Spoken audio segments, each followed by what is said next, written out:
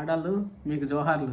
ఎందుకు ఈ విషయం అంటానంటే ఆడవాళ్ళు ప్రతిసారి 4 పార్ట్లుగా సీరియల్ డివైడ్ చేద్దాము. 4 పార్ట్లలో 4 సార్లు ఆడవాళ్ళ వల్లనే సీరియల్ జరిగింది ఈరోజు. అందుకని ఆడవాళ్ళు మీ జోహార్లు అని చెప్తాను. ఆడవాళ్ళు ఏం చేశారు ఎట్లా అనేసి ఇప్పుడు మనం జస్ట్ మాట్లాడుకుందాము. ఇప్పుడు రాజు కారులో వస్తున్నారు, రాజు కావ్య కారులో వస్తున్నారు.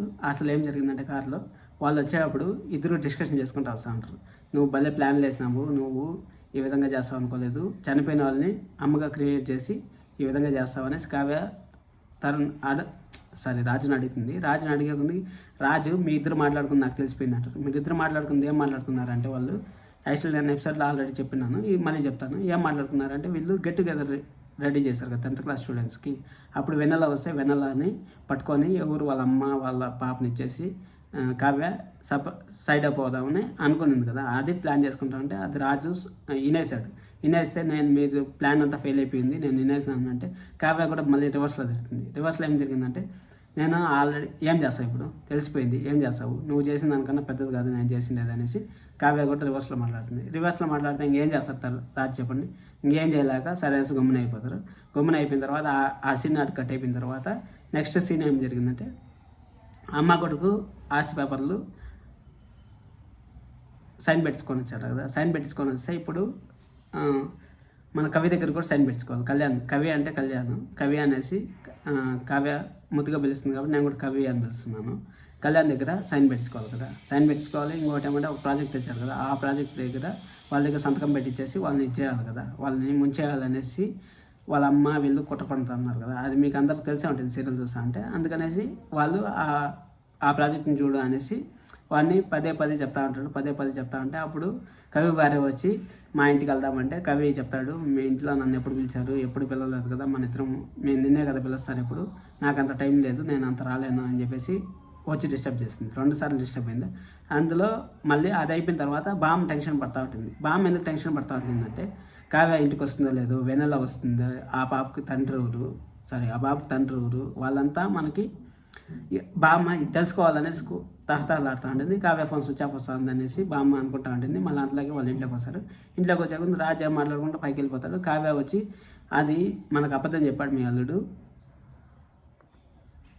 మీ మనోడు అబద్ధం చెప్పాడు, అసలు ఏం జరిగిందో మనకు తెలియదు, అసలు తల్లూర కనిపెట్టాలి, చనిపోయిన వాళ్ళని మనకి ఈ విధంగా అబద్ధం చెప్పి ఈ విధంగా చేశాడు, ఎందుకు ఈ విధంగా చేస్తా ఉన్నాడు, ఏదో పెద్ద కారణం ఉంది, దాన్ని కనుక్కుంటాను అనేసి దానికి ఒక డైలాగ్ చెప్తుంది. రాముడికి సీత హనుమంతుల వారికి లంకలో ఉన్నట్టే తెలుస్తుంది, కానీ ఎలా పోవాలి ఏం చేయాలి అనేసి తెలియదు కదా. ఆ విధంగా మనం కూడా ప్రయత్నం చేయాలి, ప్రయత్నం చేస్తే మనం కనుక్కోవచ్చు అనేసి చెప్తారు. సరే అనేసి మార్నింగ్ అవుతుంది. మార్నింగ్ అయిన తర్వాత కళ్యాణ్ ఏదో ఆఫీస్ వర్క్లో పనిచేసుకుంటా ఉంటాడు. ఆఫీస్ వర్క్లో పనిచేసుకుంటా ఉన్నప్పుడు ఈ ప్రాజెక్ట్ గురించి డిస్కషన్ చేద్దాం అనుకుంటే అప్పుడు రాజు వస్తాడు.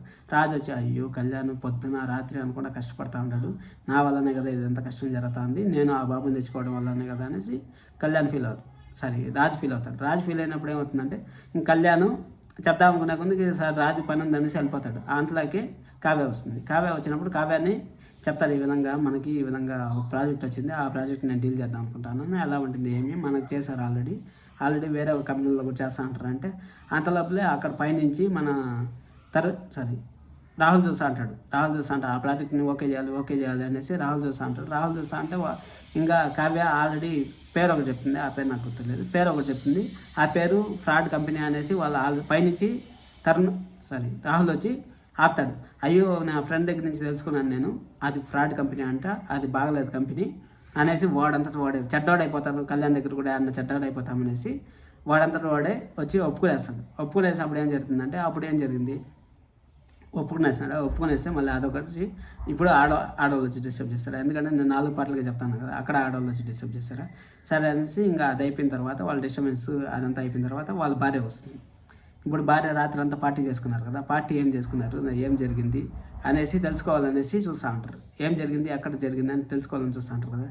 అప్పుడు నాకేమో జరిగింది అనేసి ఆ రాహుల్ వాళ్ళ భార్య అంటుంది. ఏమో జరిగింది అని రాహుల్ వాళ్ళ భార్య అంటే అప్పుడు ఏం జరగలేదు, నువ్వు డ్యాన్స్ చేసినావు, మేము డ్యాన్స్ చేసినాం, నువ్వు ఒక సెలబ్రిటీ అయిపోవాలనుకున్నాం, అంతే జరిగింది అనేసి అంటే రాత్రి జరిగింది అది, మీరు మళ్ళీ నాకు అలాంటిదే చూసి ఇవ్వండి అత్తయ్య అని చెప్పేసి ఆడికైపోతుంది. ఇంకా రాజు పొద్దున అవుతుంది. మళ్ళీ పొద్దున అయిన తర్వాత అబ్బోడు పాలు తాగడు. పాలు తాగకపోయేసరికి ఎందుకు తాగలేదు అని డాక్టర్ ఫోన్ చేస్తే డాక్టర్ అనుకొని ఏమైనా పొట్టాదని చూడండి, లేకపోతే ఏమైనా ప్రాబ్లం ఉందా అనేసి ఒకసారి చెక్ చేయండి అనేసి చెప్తుంది.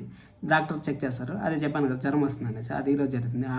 ఆ జ్వరం వచ్చేది మీరు ఫిక్స్ అయిపోండి. ఇంకా హాస్పిటల్లో 10 రోజులు మనకు సీరియల్ చూడాలనేసి మనం ఫిక్స్ అయిపోండి. ఆ 10 రోజుల్లో వీళ్ళ ఆస్తి గొడవలు అవి ఇవి జరుగుతూ ఉంటాయి. తల్లి రావాలి, తల్లి ఏమైనా చేయాలి, తల్లి అవి ఇంక జరుగుతూ ఉంటాయి. అది నేను చెప్పిన లాస్ట్ వర్క్. ఇంకా మీకు రేపు ఏం జరుగుతుందో కూడా నేను ముందునే గెస్ట్ చేసి చెప్పగలను. మన ఛానల్ సబ్స్క్రైబ్ చేసుకోండి, అలాగే లైక్ చేయండి. నన్ను ఇంట్లో సపోర్ట్ చేస్తున్న మీ అందరికీ థ్యాంక్ యూ సో మచ్.